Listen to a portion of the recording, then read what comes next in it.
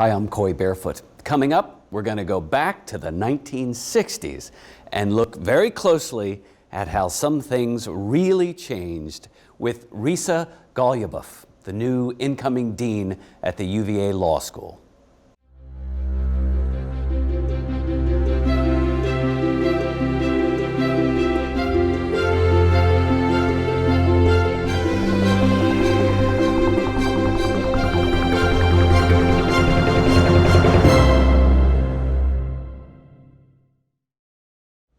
Welcome to the program. Risa Goluboff joins me. She is the incoming dean of the University of Virginia Law School, a professor of law, and the author of her most recent book, Vagrant Nation. Let me get this right. Police Power, Constitutional Change, and the Making of the 1960s. Risa, thank you for being here. Thanks for having me, Coy. So let's talk about the book. Vagrant Nation, a look at these changes in law in the 1960s that deal with vagrancy laws. What's a vagrant, and where do the laws come from? So a vagrant in the 1960s was anybody that the police wanted to arrest for vagrancy violation. But the laws originally came from medieval and Elizabethan England, so they date back. Oh my goodness, they're really old. Really old, at least to the 16th century. Some people say their roots go to the 14th century. And originally, they were intended to make it a crime to be idle and poor. It was a crime to be unemployed. Employment was expected, that's what you did, and you were a criminal if you were a poor person who was able to work and chose not to work. Those are the origins. Wow. Yeah. And so the state had the authority, or the king or whoever was the power authority at the time, had the power of law to go pick you up and put you in a jail or put you on a work farm. That's exactly right. Put you in a jail. The issue was that poor laws established that localities were responsible for the support of poor people. So you could only get support if you were in the place of residence. And these vagrancy laws were ways that people got arrested and then sent back to their place of residence so that their locality could actually provide them poor support. And these come to the U.S. with the colonies, actually with the colonists, and these come to the colonies with the colonists from England, and they proliferate all across the colonies and then the states. And they're used in very similar ways, but then they're also used in all kinds of other ways. Yeah, it becomes a tool of the state, right, to do some social engineering, I guess. All kinds of social control, all kinds. So religious minorities, racial minorities, political dissidents, cultural nonconformists. So by the time you get to the 60s, we're talking about the Beats and the hippies, Vietnam War protesters, communists, civil rights protesters, gay men and lesbians, prostitutes, women who seem like they could be prostitutes. I mean, all kinds of people who don't fit in some way. So it's not just our image of a vagrant, it's anyone who doesn't fit in. Those vagrant laws were used against these people, marginalized groups. The police had the authority just to pick people up and put them in jail if they thought they looked funny. They did. So what these laws actually said, the laws came in lots of shapes and sizes. So what the laws actually said was anyone who is dissolute or immoral or idle or wandering about with no apparent purpose, a habitual loafer, a disorderly person, right? These are really vague things. And one of them, the one that eventually gets struck down at the Supreme Court in 1972, literally starts rogues and vagabonds. I mean, it's got this Elizabethan language. And so the laws have two aspects to them that make them really popular with law enforcement officers. The first one is being a rogue or a vagabond or a dissolute or immoral person makes you a vagrant. And most of our laws make it a crime to do something. You have to actually commit a crime. Right. And these laws make it a crime to be a kind of person. And so it makes it possible to just arrest anyone who is that kind of person. And then the second piece that you add to that is, well, what does it mean to be dissolute or immoral? And so these laws are vague, they're flexible, and the police get to define them however they want. So the hippies show up on the scene and suddenly they're vagrants too.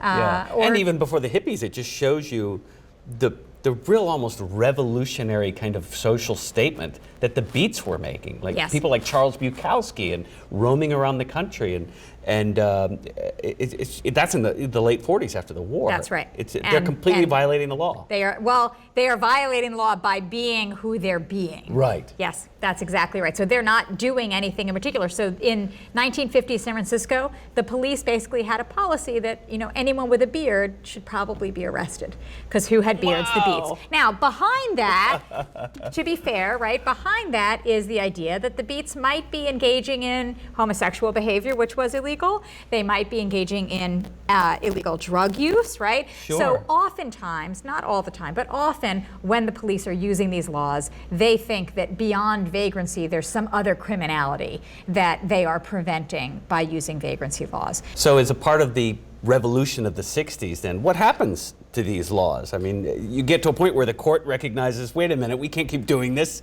This isn't America. We're supposed to have freedom. People should be allowed to be who they want to be. That's exactly right. So as you may have noticed, these laws were used against all the people who have social movements in the 1960s, right? So civil rights movement, Vietnam War protesters, poor people, gay men and lesbians, they're all having social movements. They are organizing, they're organizations, they're asserting their rights, and importantly, they're finding lawyers all across the spectrum, legal services, public defenders, ACLU, NAACP. Suddenly, there are lawyers out there who are available, who are free, and who are interested in these cases because they realize that the vagrancy laws are the antithesis of a lot of what the Warren Court rights revolution is doing and a lot of what these social movements are asking for. They all realize this is a problem, and they start bringing these cases, and gradually they accumulate over the course of the 1960s. And that's one of the things that really makes the social cultural revolution that we call the 1960s, that's what made it possible, right? Because people were they weren't finding redress in state legislatures or in Washington, so they started going to the courts to have their rights protected. And the courts responded. Right. That's exactly right. They did. And one of the things that's interesting, though, is that a lot of the time it's the lower courts who are responding, way before the Supreme Court. So it was clear to everyone. The case that strikes down vagrancy laws in the Supreme Court is in 1972. And it was clear several years before that, lower courts are saying, this is crazy, you can't do this, this is totally unconstitutional. And the Supreme Court, starting in the 1950s, saw the problem. In 1953, they decide their first vagrancy case, but they decide not to decide that vagrancy case. And they spend the next 20 years taking cases, dismissing them, figuring out how to avoid the question. And it takes them a long time until the social movements really develop and the lower courts really start to move, that they finally get back in the game and say, you're right, this is a real problem. And what exactly happened? Tell us about that. What happened in '72 with the Supreme Court, and what was the reaction? So the reaction was pretty unanimously, not completely unanimously, but people thought this was right. People thought it was inevitable by the time the court did it. Police departments had already stopped using these laws in a lot of cases because they knew they were going down. Justice Rehnquist and Justice Powell were on the court but hadn't been there for oral argument, and so they didn't vote. So it was a 7-0 unanimous court, and people predicted in the papers, well, even if Rehnquist and Powell had been voting, it still would have been unanimous. I mean, it just seemed so clear by this time. And in part, it's because the case that came up to the court was really well constructed. So there were 8 defendants in that case, but 4 of them were 2 white women and 2 African-American men who were out on the town in Jacksonville, Florida in 1969. And they get arrested. And the arrest notation says that it's vagrancy by prowling by auto, which was not in the statute, right? I mean, what is that? What is that? Oh, my goodness. So it's not in the statute, but no one cares, because that's how vagrancy laws work. Well, a couple of years earlier, the Supreme Court had decided Loving versus Virginia and said you can't prohibit interracial marriage. This is not okay, or interracial sexual relations. And so this case comes up, and this looks terrible. Obviously, this is one of those cases where it's being used for social control purposes. And the court says, we've been talking about race and civil rights for years now, and not just that the schools have to integrate, not just that the legislatures can't discriminate, but the police can't discriminate either. But the way the police do their jobs on the streets, they can't be discriminating either. Exactly. And we don't see that till 1972. 1972. Amazing. Yeah. Amazing. And I'm wondering, sometimes it's tough for the culture of policing in America. It's like changing the direction of a huge, battleship. Sometimes it takes a while for them to really wrap their minds around, hey, there's got to be a new way of doing business here. So in part, actually, the new way of doing business comes about before the vagrancy laws go down. And I think that the court is loath to strike down the vagrancy laws until they've given the police something else. So in 1968, the case of Terry v. Ohio, which creates Terry stops, the stop and frisk that we know today, Sure. the court decides that case. And in that term, they're also considering vagrancy cases. And they're trying to figure out, are they going to really rein in the police? Are they going to give the police more space? And 1968, there's assassinations, there's riots, there's student protests, crime is on the rise. The court is being lambasted by Richard Nixon, who's running for president, by the Congress. I mean, the court is on the defensive when it comes to criminal justice in the late 1960s. And they say, hey, we're going to let you stop people and frisk them without having probable cause on the street. You can stop and frisk them. You can't search or arrest them without probable cause, but you can stop and frisk them if you have a reasonable, articulable suspicion.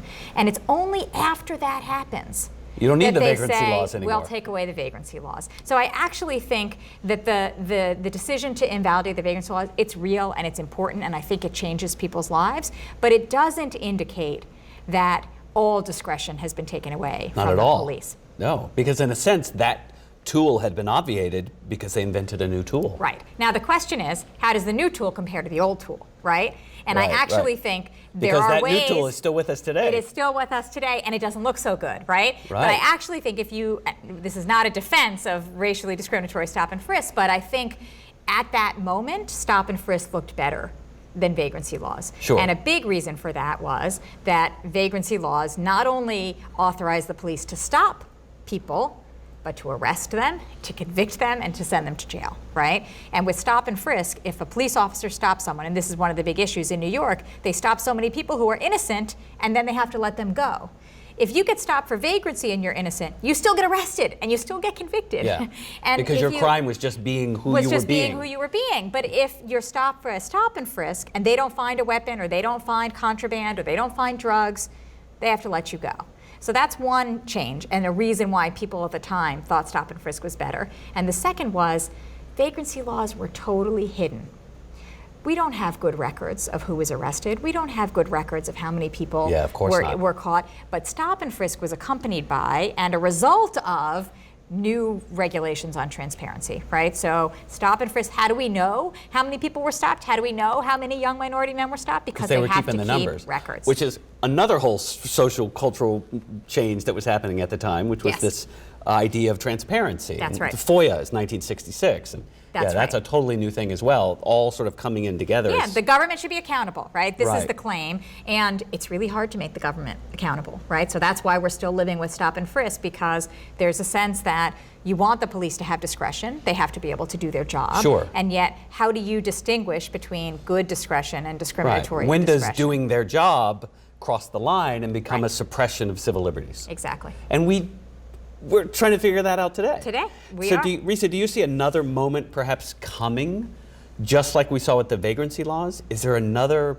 big Supreme Court moment perhaps on the horizon regarding the stop and frisk laws, regarding that very same tool that was created to replace the vagrancy laws? So I think it's a possibility. I mean, there's a lot of uncertainty about the court these days, right? I don't Yes, know what the indeed court's there going to is. do about anything. And I'm not sure that every great controversy has to go to the Supreme Court, but I definitely think that we're in a new moment, right? And part of that moment, and this is a parallel to the vagrancy challenge, is things have to become visible before they can become contested.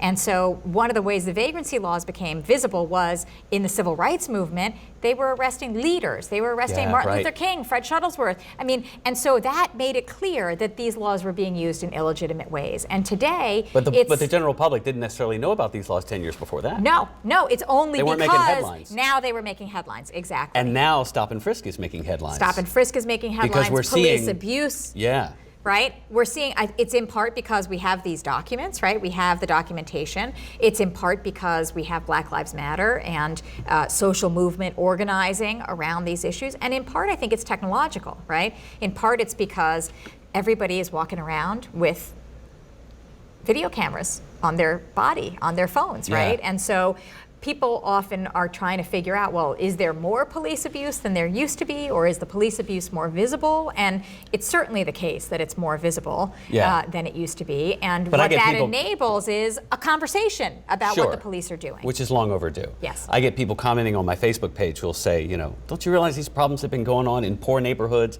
and in black neighborhoods and in the neighborhoods of marginalized people who don't have political power and whose rights have been suppressed for generations? This kind of police abuse has been going on forever. Right. I do think what's new is the visibility, is that we're able to see it. And we're not only now able to see particular moments, right, like when someone gets killed, but we're able to see that in Ferguson, 75% of people have warrants out so that when the police stop them, at least under the law right now, they seem to be able to then bring them in, right? Yeah, that's amazing. So we're seeing whole new swaths of how the criminal justice system worked in ways that I think were seen in the early 1960s, that suddenly police discretion and abuse became visible in new ways. And the feds, the DOJ went after Ferguson, right? They are currently going after it, yeah. You're running your police department like a money-making machine, just going out collecting money from poor people. That's illegal. You can't be doing that. Right. So I actually think a huge piece of how change will happen comes from federal prosecution, right? Comes from the power of the federal government saying, and that was my next question for you. What are the feds to do? What should Washington do? What should DOJ do to help this conversation move forward? I mean, I think they're doing it. I think saying we're going to bring charges against Ferguson is a huge step. And the question is, what effect does it have to bring charges against the most egregious actor, or what we think is one of the most egregious actors, right? How do you then look at other places? Is it enough in terms of deterrence to do that? And it may or it may not be. But the other thing that it does is I would predict that at some point down the line, you get a negotiation between Ferguson and the Department of Justice. You might get a consent decree, and Ferguson agrees to do certain things, right? And that then becomes a template or a model that might not require Justice Department intervention every time. It might be enough that you have political pressure and social movement pressure that people say, hey, our town looks like Ferguson in this respect, and so you should change it the way the DOJ got Ferguson. You have the opportunity to create a template for, hey, this is how you should do, which every police department is, you know, most of these places are filled with really good people who want to make their community safer. They want to do the right thing. They would welcome the template. Just show us exactly what you want us to do here. How do we do this in a way that is both protective of security and protective of individual rights? And that's always been the question. So we saw in the 60s all that cultural and social change and this rights revolution that we saw really took place in the courts. As people hired lawyers and got lawyers behind them, and they went to the courts and said, my rights are being violated as an American citizen. I want the courts to protect my liberties. Here we are in the 21st century, and lawyers are still doing that job. They're still critically important in that revolution continues, to go to the courts and to seek some kind of protection for their liberties. I think that's right. I think we often overemphasize the courts because they're the final decider at a particular moment, and they're the headlines, and they're in the big law books, and there's a decision and you read the decision. But I actually think before a case ever gets to the court, the regular people who say my rights have been violated, and the lawyers who say, and here's how I can help you fix that, and come up with arguments that attempt to redress the problem, are crucially important to the cases that the court sees and how they're organized. And then afterwards, right? So after 1972, the police go back and they try to recreate power, and then people respond to that, and then the lawyers respond to that. So it's really a conversation, and I think that there are so many actors in that conversation that we have to take account of. Right, and as Jefferson and Madison so wisely cautioned us, you know, power will always be seeking more power. It's the nature of power. It will just always be at the door, knocking, nudging, pushing, and it's the job of citizens and lawyers to help push back against that effort and to recognize that there is a line and that my rights with which I am born need to be protected. That's why we create governments, to protect the liberties with which we're born. And that there's always a struggle. around that, right? Yeah. The line is always shifting, and one thing that courts do is they change the conversation, they change the vocabulary, they change where the line is, but they don't end the conversation. We're always having that conversation. Right. We're always trying to figure out how much can government do, where do people have their rights, and where do the clashes come. And what's really the takeaway, I guess, is that conversation is America. We never really get to the point where we're done, and we've answered that question. That conversation moving through time, that's what makes us Americans. I think that's right, and I think that the Constitution grounds that conversation, and it gives us a common basis for having it. I think that's hugely important. Yeah. So let me ask you really quick, just to wrap up here, Risa, where does the University of Virginia Law School fit into just this conversation we're having as we look out across the 21st century? You know, UVA, the nation's university, the preeminent public university in the world, the law school at that university, just in terms of leadership and setting an example, look through that window for us. What does that look like? I mean, I think you look back and forward from that window, right? So you look back and you see Jefferson's vision of why there was a law school at the University of Virginia, which was to create citizen statesmen, right? Which was to create lawyers who would also be leaders, lawyers with a sense of responsibility for precisely these questions, right? Who were going to be leaders in government. He thought men, but women too. Right, of course. And who had a sense of the learning in the law as not small and technical, but as broad and as big about big ideas. It's about doctrine. You've got to be good at doctrine, right? It's about the law, but it's also about using the law as a civic partner, right? As a person who's engaged in this conversation. And so I think looking forward, what we do at the law school is we train lawyers for a whole lifetime, not only of practicing law and being lawyers, but of being leaders in whatever their chosen field is going to be. And I think we do that with a Jeffersonian sense that they are leaders. They need to have a broad sense of themselves in the world. They are incredibly privileged to be part of this university. We're incredibly privileged to teach them, and that they then go out into the world with a responsibility to use that education in the best ways that they can as part of this larger civic conversation. Make the world a better place. Make the world a better place. Protect liberty. And don't get me, there are lots of ways to do that, and our graduates do that in every way possible. But I think they all come out thinking that that's part of their mandate. Yeah, which is great to give them that kind of inspiration of a mission grounded in the UVA vision. Risa, thank you for being here. Thank you. I appreciate it. It was my pleasure. Risa Goluboff is the author of Vagrant Nation, Police Power, Constitutional Change, and the Making of the 1960s. I'm Coy Barefoot. We'll take a quick break and we'll be right back.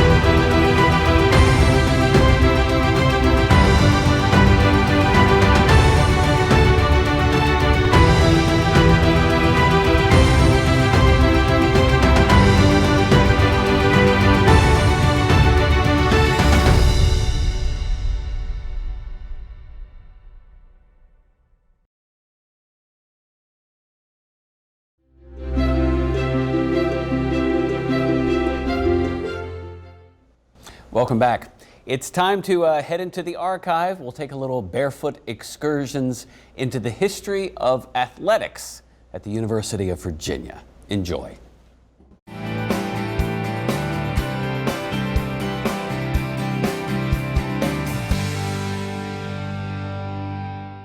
Hi, I'm Coy Barefoot here at the University of Virginia. I want to share with you a little chapter from the history of sports at UVA. Organized athletics didn't really take off at UVA until the years following the Civil War.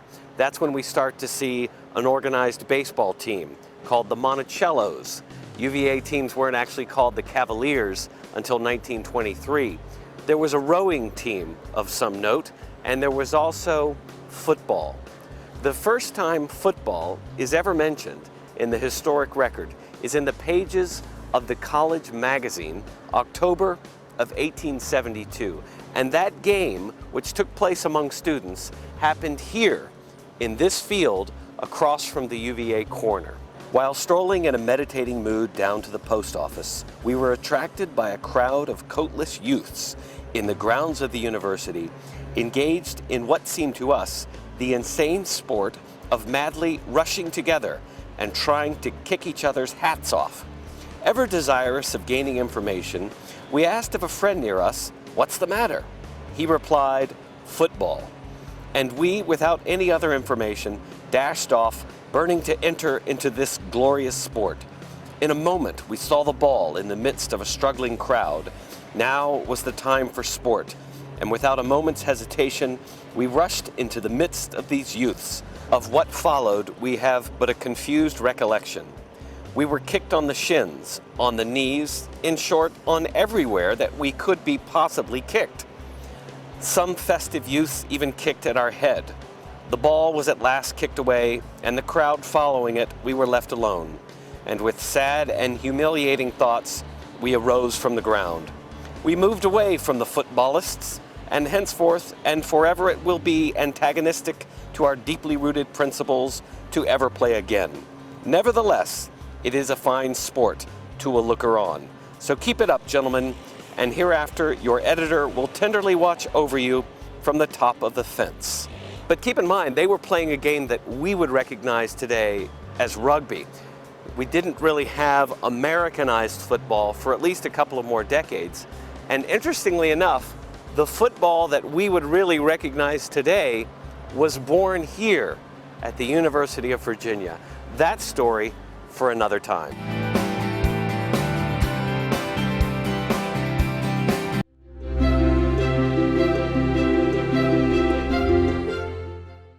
That does it for today. I'm Coy Barefoot. I hope you enjoyed it. Have a terrific week, and y'all be good to each other.